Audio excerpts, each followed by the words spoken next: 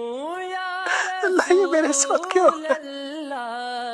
اس دنیا میں سب سے بہترین شخص وہی ہے جس کو اس بات کی سمجھ آ جائے کہ میرا اللہ اس کائنات کی ہر چیز پر قادر ہے، میرا اللہ غفور الرحیم ہے۔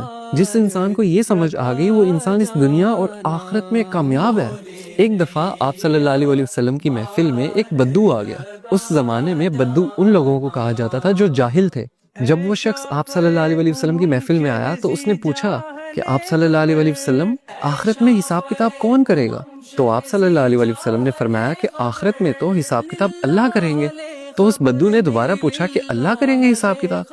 آپ صلی اللہ علیہ وسلم نے فرمایا ہاں اللہ کریں گے۔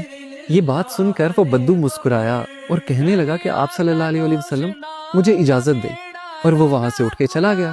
اب کچھ صحابہ جو اس محفل میں بیٹھے ہوئے تھے ان کو اس بات کی سمجھ نہیں آئی۔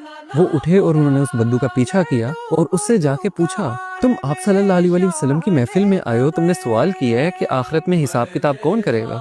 آپ صلی اللہ علیہ وسلم نے تمہیں جواب دیا کہ اللہ کریں گے، تم مسکرا کے اٹھ کے کیوں آ گئے ہو؟